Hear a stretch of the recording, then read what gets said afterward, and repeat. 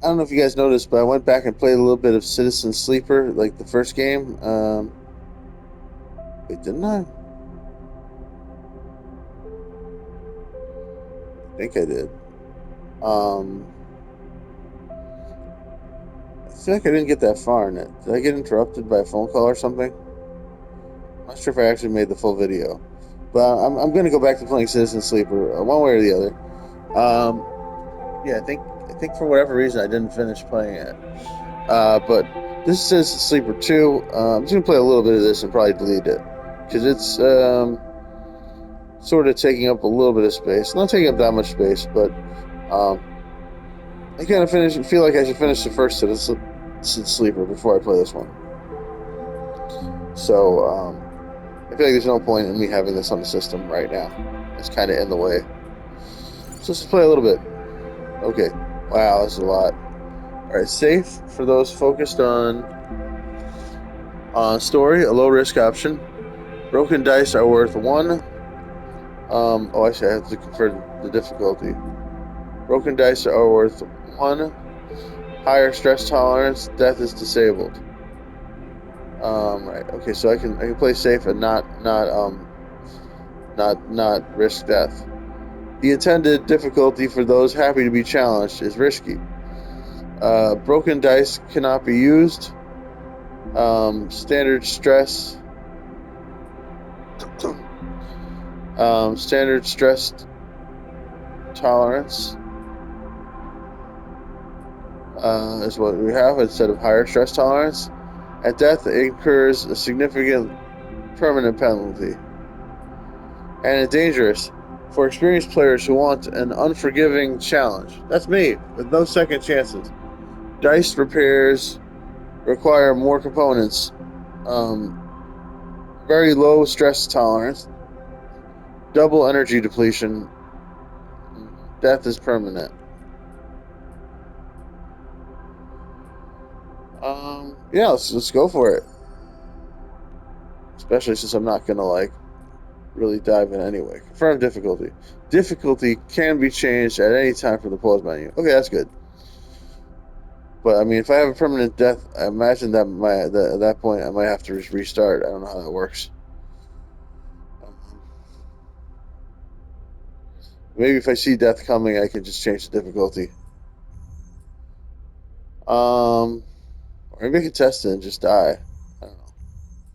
So, okay, interesting. So I can play operator, an extractor, or a machinist. Okay. So this one has no engage. This one has no endure. That sounds bad. Not having an endure sounds really bad. And this one has no intuit. Wow. Where's that like a maxed out intuit? No, it looks like they're crossed out. Those attributes are crossed out. Wow. Is this because I wonder if this is because of the difficulty? Let's see what happens on safe. What if I was to go safe instead? Nope, they still have no. They still have the same stats. Okay. We are going with dangerous. I just wanted to see if it was because of dangerous that they had that weird stat, but it's not. They keep those stats no matter what. All right. Oh, he also has no endure, but instead of it being red, it's orange. And this one also has no engineer, no engineer, and no endure. But like, it seems like maybe he can learn engineer as opposed to it being like crossed out in red, which I assume is worse. This one has no interface and no into it. Let me just Let me just go back again and see. Yeah, they still have the same stats.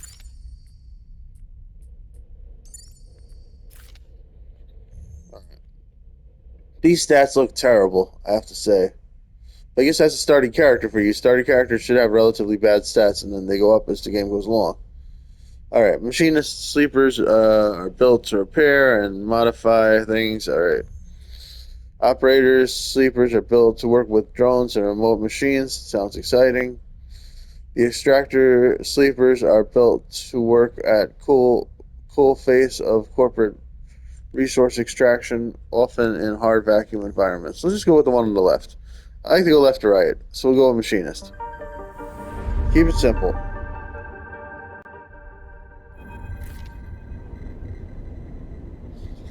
I don't want to overthink it. I just want to play the game. In the moment before waking, the dark space continues. Uh, this dark space before conscious thought, you struggle to find the pieces of yourself. Continue. In the moment before waking, the dark space before conscious thought, you struggle to find the pieces of yourself. I read that already. Usually, these pieces come with a particular cadence, each appearing sequentially, like the boot processes of an old terminal. First, your body, artificial, compromised, but relaying sense data all the same. Then it's context, the breeze of air, filtration, the soft contact of your birth in zero G. Then emotion, coming into focus, coming into your body, bringing with it that first instinct, the one that has framed your past 100 cycles, fear. But that familiar sequence does not arrive. Instead, you are unmoored in space, your body distant, your context silent, even your emotions somehow obscured and scattered. Among all that disarray, only one familiar thing arrives: the fear. It is a scrambled, panicked fear, the drowning fear, the falling fear, the fear that makes you reach desperately for any stable point. It is the fear that tells you something is wrong. Something is very wrong with you. Wake up, sleeper, the voice is whispered in your ear. An act that makes you suddenly aware of your head, pulsing in pain, your body rigid with tension. Sleeper, familiar name, mind copied, emulated, a body built, implanted. One person sleeping under their debt is worked away, their double being made to work, to be consumed, and eventually to be destroyed. A proxy, an emulation, a sleeper. That is what you are. But you escaped. You remember that now.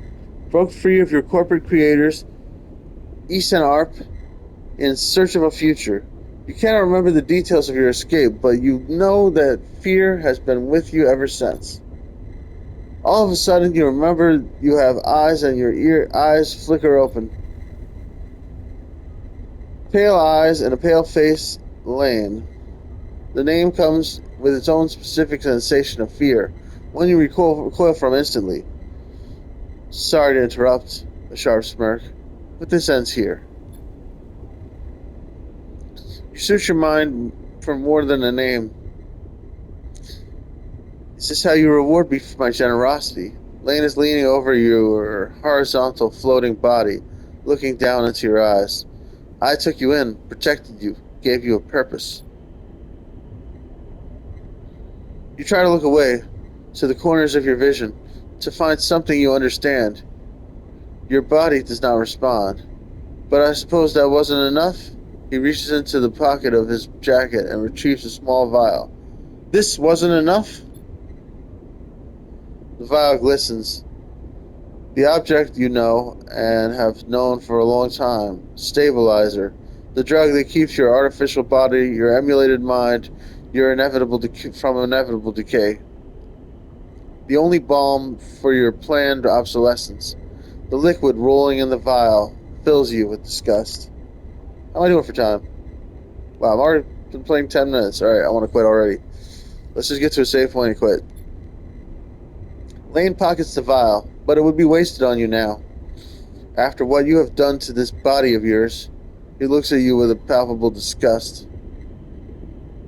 Lane's eyes scan your body, and as they do, you become aware of the wires and tubes attached to you, those that were meant to free you from your dependence, from the stabilizer and the control at Grant's Lane. They are free, you piece of shit! They don't need you anymore! The voice comes from somewhere behind Lane's head. It is a voice you know, but when you search your mind to try to understand why, you find only dizzying darkness. Shut him up.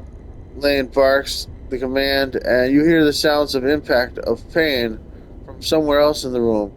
You try to move your limbs again, and this time you feel a flicker, the twitch of a finger. You feel the extension and compression of synthetic muscle. Free, are you? Lane smirks. You were free when I disabled your tracker, when I gave you the stabilizer you needed. He scans your body with angry eyes. Now, you aren't free. You are just broken. I had such big plans for you, Sleeper. I invested in you. Lane grips your arm hard, and you feel a jolt of reaction. You will the arm to move. But you have ruined all that. Lane speaks louder over the sound of struggle behind him. I will try to preserve your body, of course. I have my own uses for it, but your emulation? You feel one of his hands searching behind your head. He finds and grips the thick cable running into the port at the base of your skull. I will burn that out. Lane jerks forward, slamming across your body, then spinning away out of sight. You feel yourself rolling, the cables plugged into you, looping and wrapping around your limbs. Then you feel hands steadying you, you're pulling cables. You glance around wildly, and you see someone diligently unplugging you. You meet his eyes.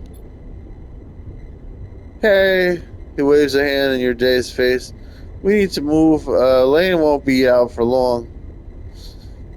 He unloops the cable from around your wrist. I read that wrong. He said he won't be out long, not for long. Doesn't matter. Sleeper, help me out here. He blinks slowly. Do you know this person? He's a mysterious savior. He saved us from Lane. He leans over you, and you feel his hands on the connector, flicking switches, releasing locks. Come on, come on, come on. He tugs the connector clear and pulls you up. You see the room you are in for the first time. I just want to look at him more clearly. He has like a weird thing on his head. What is that? Oh, he just has a weird haircut. That's all it is. Oh, yeah, he's kind of handsome. Just a weird, kind of a funny, like, sort of military punk haircut. All right. All right. So what was I saying? So this room we're in for the first time, filled with tech and terminals, wires waving everywhere, all lit by big windows looking out on an impossibly bright, green-filled street beyond. In the corner, you see the dark shape of a floating body surrounded by a glittering constellation of crimson baubles. Is that blood? Move! You are wrestled and shoved toward the door, which slides open in front of you, and then you are out in all that brightness, all that movement, gliding hard toward some unknown destination. You come to a stop in a dark alley, the one who guided you here pausing to catch his breath. He doubles over beside a massive life support unit that sends a lukewarm breeze across your skin. You stare at him, trying to recall anything about him. You notice his tattered jacket, his lightweight clothes. You remember this station runs hot. Something about the power that flows through the place. He looks up and meets your eye. What's going on, Sleeper? He wipes the sweat from his forehead, and it floats away in a swarm of spheres. Talk to me. Right. Can I save the game? What if I had quit? Quit. Okay, and progress since last autosave will be lost. I don't know when the last autosave happened. Let's watch out for the autosave.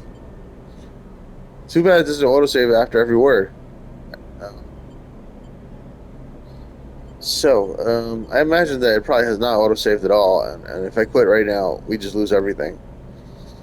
So, who are you? You see a concerned frown across his face. Don't mess with me, Sleeper. That's not funny. He comes closer, eyeing you carefully. What station are we on? He narrows his eyes, waits for me to answer. You close your eyes, trying to recall. You force your way through the dark to the image of a station. No, a city, growing on the back of a vast hexagonal solar cells shadowed by them. You open your eyes. Um, Dark side. The word leaves your mouth like an exhale, an instinct. Before you heard yourself sound it out, you didn't know what it was that you didn't know it was there. He sighs. And me, who am I? You see something like fear in his eyes. Panic, perhaps. You stare hard at his face, the slight upturn of his mouth, the intensity of his stare. Nothing comes. He closes his eyes and drops his head, putting a hand into his temple. The reboot, he's speaking quietly to himself. Lane interrupted the process and he lifts his head and stares at you. We need to keep going. We need to leave. He turns and kicks off down the alley. Come on, the ring can't be far. As you are led through the passages and service ways of the tunnel, you try to recall your life here. The texture, the temperature of Darkside feels familiar, but you struggle to pin specific memories to it. Focusing hard, you recall waking up in these passages, cycle after cycle, the rhythms of the station flowing over you, along with the crowds. You recall desperation and the slow decay of your body that caused it. Then Lane, those pale eyes offering you a glittering vial stabilizer, the promise of supplying more for your work. A deal he locked you into like a cage. There, your memory fails you. But in the dark beyond that moment, the residue of panic, of fear, remains. You were Lane's prisoner, Lane's plaything. You shudder in the cooled passage. Well, your guide holds up a hand and you stop your glide using the wall. Ahead of you, ahead you see the tunnel open up into a wide open bay with a few doors leading to cylindrical tunnels, the docks. They're watching the rig. He nods towards the docks, and you see one of the doors has a couple of figures flanking it, one covered in ornate tattoos, the other with bright silver implants along their cheekbones. Utsubo, Lane's guys. He looks at you and shakes his head in frustration. All this, it's not coming back to you, is it? Something catches your eye, and you see he is playing with a coin, nervously turning it over and over in his fingers. He sees you looking and slips it away. He places a hand on his chest. I'm Seraphin, alright? He looks pained when he speaks. Lane? He was our captor, both of us. We did this so we could escape. We needed to reboot you to break your dependence on stabilizer. He pauses. You know what that is, right? You nod meekly. But Lane interrupted me back there. The reboot didn't complete, and he sighs and shakes his head. We can still make this work. He looks back at you. He looks back at the docks. I'll lead them away. You get the docking bridge open. If we make it to the rig, I know how to get us in. Got that? He searches your face for a sign of recognition.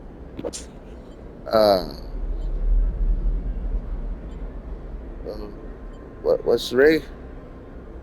Seraphin looks annoyed. A ship, our ship, or at least it will be soon. Lane assigned it to us when we were on jobs for him. Get that door open. He pats you on the shoulder. I know you can do this. Continue. Seraphin kicks off hard and glides into the docks. Over here, shitheads, he bellows to the guards as he barrels through. They immediately push off from the wall, giving chase. Okay, it'll probably save after this. During scenes, you may encounter skill checks where you can perform. Maybe because it's a tutorial, this won't be rigged and it won't save. But I think generally, if I fail a skill check or succeed, it should save after. During scenes, you encounter skill checks where you can perform. Let's just try and skip this. I don't like to read these. So, continue. That was a lot of reading for a tutorial. It's like it interrupts the flow of the story, you know? So, I can hack the door.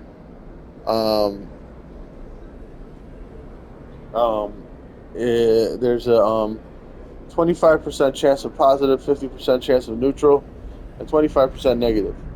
or break the seal. There's a stronger chance of a positive outcome if I break the seal. A better engineer than interface. So let's do that. Wait a breath. Okay. Then glide across to the door they were guarding. You look around, already panicked at the tightly sealed door. Let's see.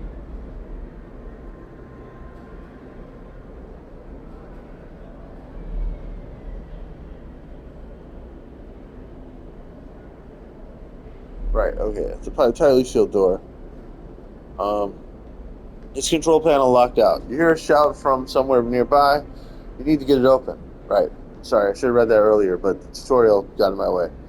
You shift to the central access panel and wrench it open.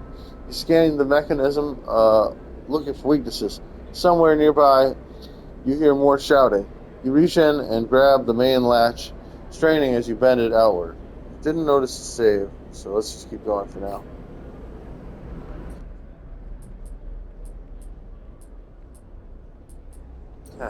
This is difficult. The seal releases and you drag the door halfway open. It screeches in its metal frame as you pull. Go, go! Seraphim flies past you through the doorway into the docking tunnel. You turn to see the two guards approaching fast across the docks and quickly glide after Seraphim. Seraphim is already at the rig's door, inputting an entry code. I think that it probably saved. Maybe we should check. Let's just check if it's saved. Complete intro to save progress. Oh crap, it says complete intro to save progress. Damn it. Alright, so I guess we should try to complete the intro. Okay, Seraphim is already at the rig's door, inputting the entry code. The rig's doors scissor open, and you both rush inside. Quickly, Seraphim grabs you by the arm and drags you up to the cockpit. The ship's layout hazy in your mind. He dumps you in a flight seat and straps himself into his own. You see him tap a series of buttons as he does, talking to himself. Come on! The rig drives, rumbles into life, and Seraphim slams a button on the console. You feel the force of the ship's acceleration as it pulls away.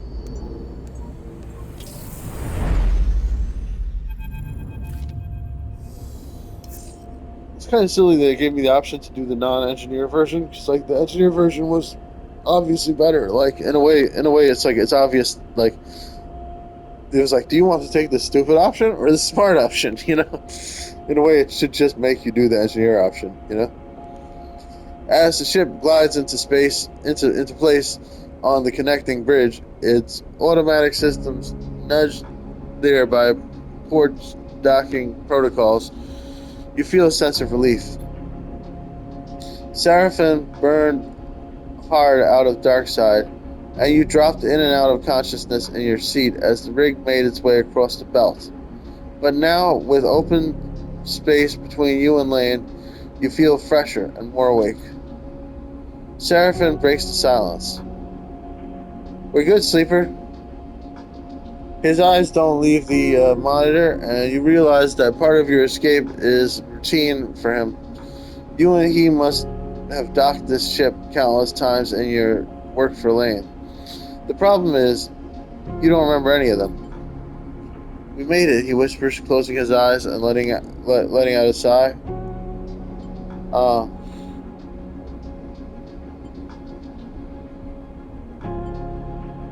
We certainly did. He turns, and you see a pained look on his face, as if remembering something difficult. Have you said this exact thing to him before? In this exact situation? Are you okay?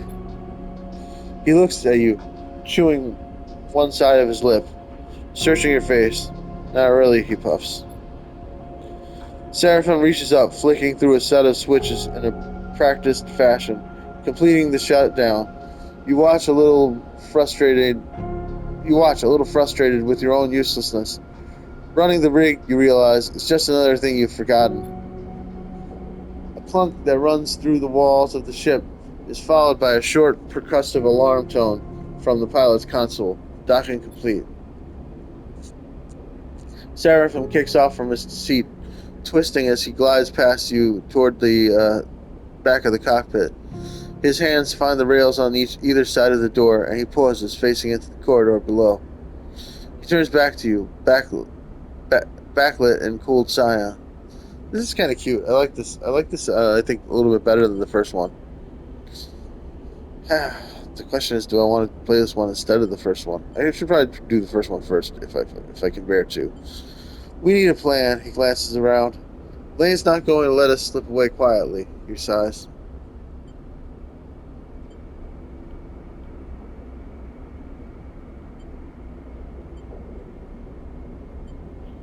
Like I said, we keep running. We hide here.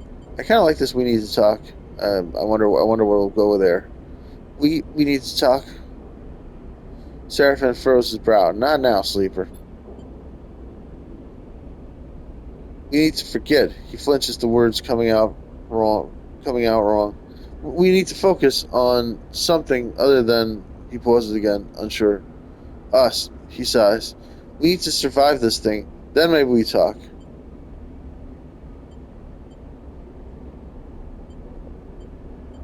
Um. Um.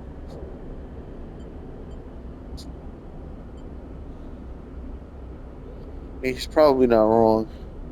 I feel like it's not fair to tell him that it isn't fair. Maybe I should still do it. I'm very tempted to say that isn't fair and like try to push the conversation, but it's true. We need to focus on something. We need to survive this thing first. Yeah, he's not wrong. Like I could get us killed with this conversation. Let's just let it go. I don't want to push him. Fine by me. Seraphim nods, but the tension remains. We have bought ourselves some time. He glances through the cockpit window at the blinking lights of the station. You may not remember Hexport, but I do, and there are plenty of opportunities here for us. If we can keep our heads down, He turns back to the corridor. That's what we'll do. He pushes off and glides toward the main lock, and you follow, pulling yourself along, hand over hand in zero G. We already emptied the tank on this thing. He slaps a hand against the ship's insides. So we need to refuel, and that won't be cheap. But if you and I know one thing, Sleeper, it's how to work. I'm gonna get myself reacquainted, see if I can turn up any old connections, people that might throw us an easy contract. You. He glances back over his shoulder. You keep out of trouble. Uh.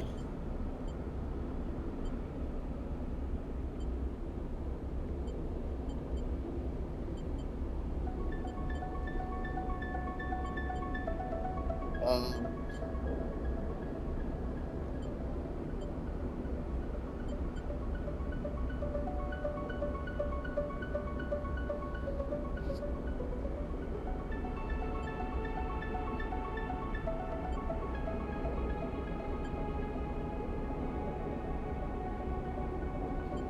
I'm going too. Seraphim stops at the airlock. Not with me, you aren't, he sighs. You bring a lot of attention to us, Sleeper.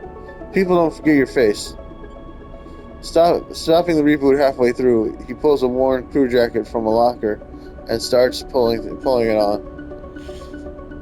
We don't know what that did to you. He jams an arm into his sleeve. I don't want you passing out. He stops.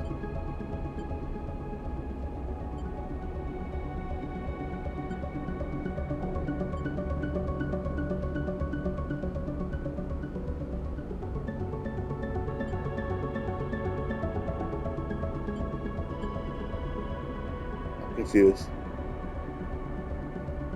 He's stopping the reboot halfway through. He pulls a worn crew jacket from a locker and starts pulling it on. You don't know what that did to you. He jams an arm into his sleeve. I don't want you passing out. I don't want you passing out, and he stops. I don't understand what he's saying. Let's just say, don't baby me. That seems cute. Don't baby me. Seraphim shoots at you a glare. Fine. He grabs another crew jacket and thrusts it at you. Put this damn hood up, will you? You take it and slip it on. Thank you. Seraphim nods. He stabs at the button to open the lock. The inner door hisses open, and Seraphin glides through. Wait for a little bit, then leave. Anyone looking for us will be looking for two people traveling together. He looks at you in your worn crew jacket, a limited disguise for what is clearly a sleeper.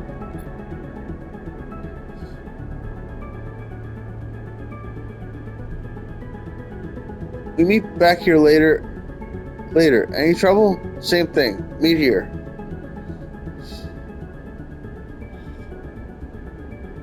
He surveys your disguise again and shakes his head. This is a shitty idea. He gives you one last look. Maybe find yourself something to do. Suddenly you realize Seraphin's instinct to look after you. A flash of a relationship now lost to the reboot. Catch! Seraphin throws a handful of something toward you. You manage to grab the projectiles, and when you open your hand, you see a stack of cryochuds. Those should get you some food. We'll need some more fuel and supplies, he grimaces. That means odd jobs on the station for both of us. Seraphin kicks off and glides down the docking bridge. Don't go too far, alright? He shouts as he leaves. Take it slow. And with that, he is gone, leaving the connecting bridge and heading into Hexport's docking concourse. You wait for a moment in silence.